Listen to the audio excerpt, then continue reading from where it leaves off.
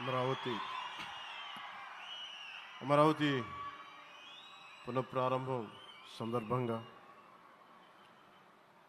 34,000 ఎకరాలు ఇచ్చి 29,000 పైచిలకు రైతులు గత 5 సంవత్సరాలుగా నలిగిపోయి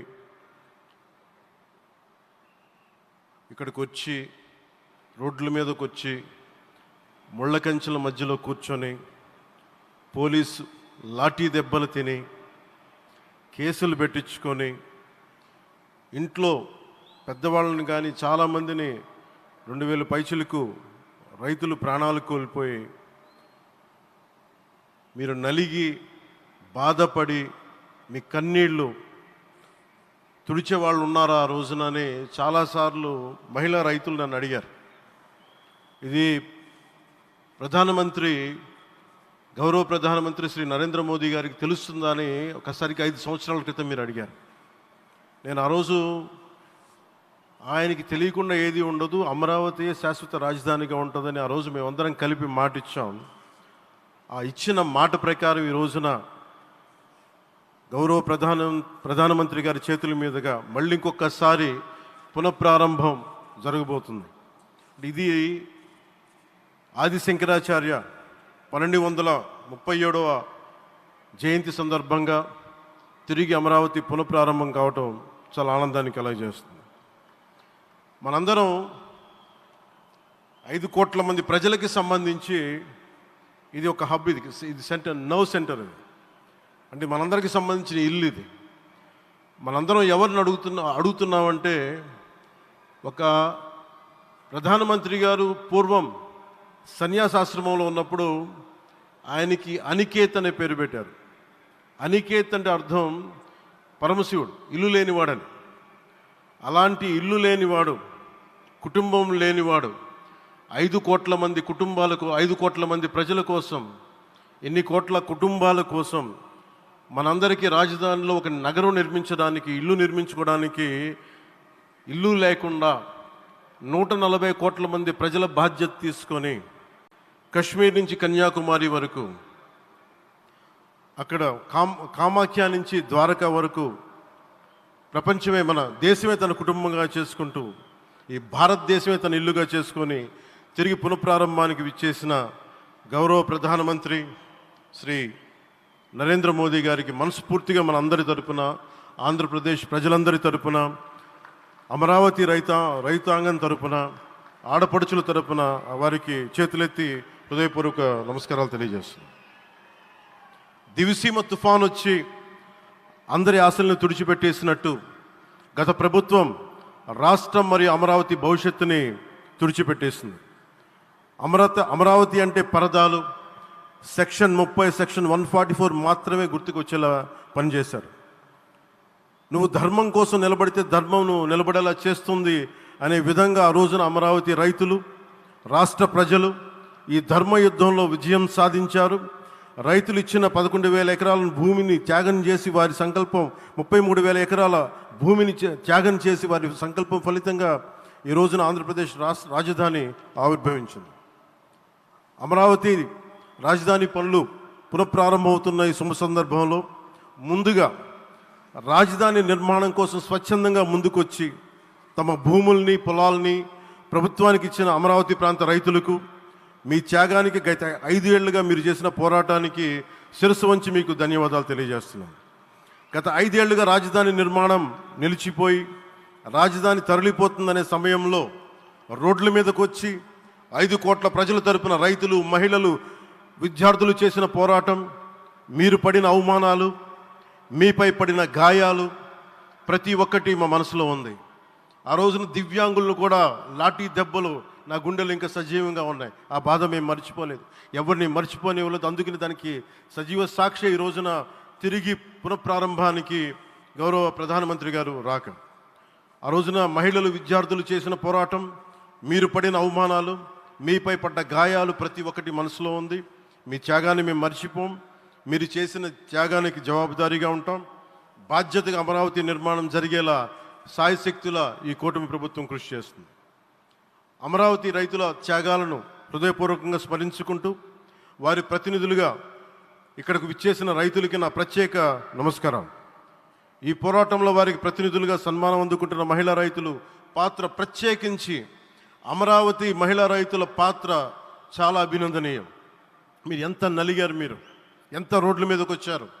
మగవాళ్ళు ఆపేస్తే ఆడపడుచులు బయటకు వచ్చి తిరిగి పౌరుషం చూపించారు, ఆంధ్ర పౌరుషాన్ని చూపించారు. మీరికి నా ప్రత్యేక అభినందన. వాళ్ళు చూపిన సాహసం, సహనం అందరికీ ప్రేరణగా నిలుస్తాయి. వేదిక మీద ఉన్న నా మంత్రివర్గ సహచరులకి, గౌరవ ప్రధానమంత్రి శ్రీ నరేంద్ర మోదీ గారికి, విజనరీ అయిన గౌరవ ముఖ్యమంత్రి శ్రీ నారా చంద్రబాబు నాయుడు గారికి, సోదరులు లోకేష్ గారికి, గవర్నర్ గారికి ప్రత్యేకించి నా హృదయపూర్వక నమస్కారాలు, ధన్యవాదాలు తెలియజేస్తున్నాను. అలాగే ఇతర సహచరులకు, సభకు హాజరైన వారికి, రాష్ట్ర ప్రజలకు కూడా నమస్కారాలు తెలియజేస్తున్నాను. ఇక్కడ రైతులు భూమిని మాత్రమే ఇవ్వలేదు, రాష్ట్ర భవిష్యత్తును నిర్మించే ఆశలను, విశ్వాసాన్ని ఇచ్చారు. కానీ 5 సంవత్సరాల్లో గత ప్రభుత్వం ఆ త్యాగాన్ని అవమానించింది. 3 రాజధానులు, అస్తవ్యస్త విధానంతో ప్రజల విఘ్నతని, అమరావతిని అగౌరవపరిచింది. ఈరోజు ఈ వేదిక నుండి మేమందరం మీకు హామీ ఇస్తున్నాం, అమరావతి మళ్ళీ ఒక ప్రపంచ స్థాయి సర్వశ్రేష్ఠ రాజధానిగా ఆవిర్భవిస్తుంది. అమరావతి ఒక ఆర్కిటెక్చరల్ జోన్, ఒక కాంక్రీట్ జంగిల్గా మిగిలిపోకుండా జవాబుదారీతనం, న్యాయం, ప్రజాస్వామ్యానికి ప్రతీకగా నిలవాలని ఆకాంక్షిస్తున్నాను. కేంద్రంలో రాష్ట్రంలో స్థిరమైన ఎన్డీఏ ప్రభుత్వం ఏర్పడిన కారణంగా అభివృద్ధి కార్యక్రమాలు వేగంగా సాగుతున్నాయి. మేనిఫెస్టోలో ఇచ్చిన హామీలన్నీ దశల వారీగా బాధ్యతాయుతంగా అమలు చేస్తున్నాం. కేవలం మ్యాచింగ్ గ్రాంట్స్ ఇవ్వని కారణంగా గత ప్రభుత్వం రాష్ట్రం కేంద్రం నుంచి పొందాల్సిన 1000 కోట్లు నష్టపోయింది. కానీ ఈ ప్రభుత్వం కోఆపరేటివ్ ఫెడరలిజం స్ఫూర్తితోటి, పరస్పర సహకారంతో పనిచేస్తున్నాం.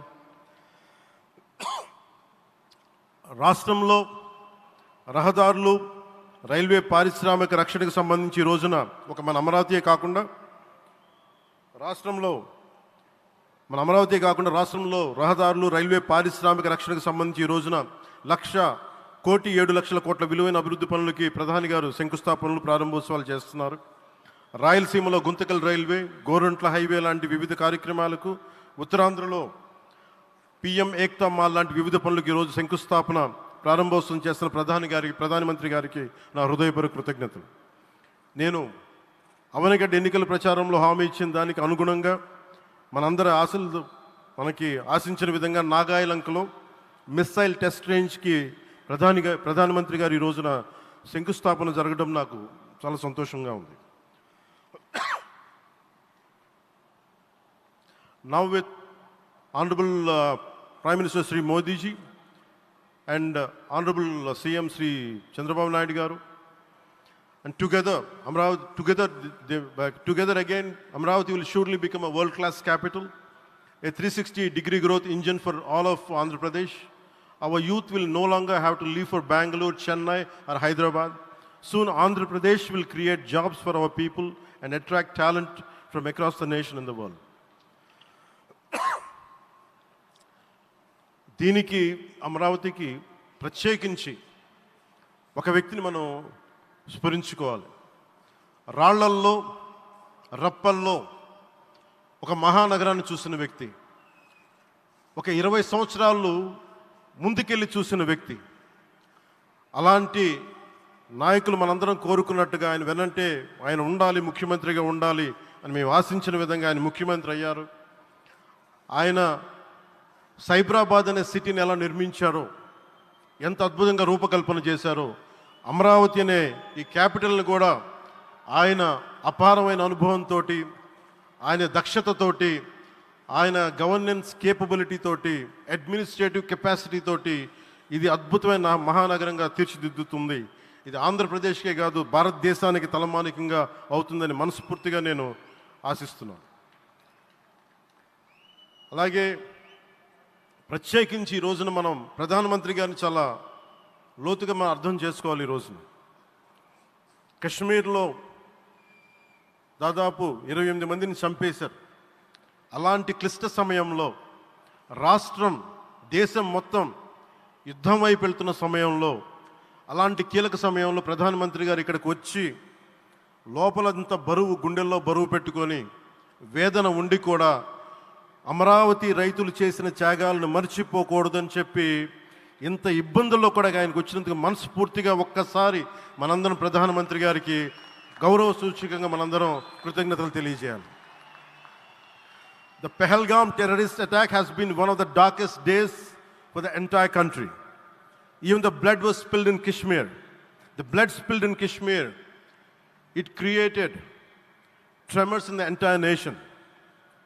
And we had seen it personally, witnessed personally, the pain of the victims. For the Honorable PM Modi ji, he is leading the country through these tough times, and he assured all the citizens with stern action against the perpetrators of terrorism. I know this is very sensitive time, and Modi ji is carrying the nation's burden. Amidst this tremendous difficult moment, Modi ji still gave time and came today to Amravati. This shows his deep commitment to Andhra Pradesh, to the people of Andhra Pradesh, and we are deeply grateful to you, sir.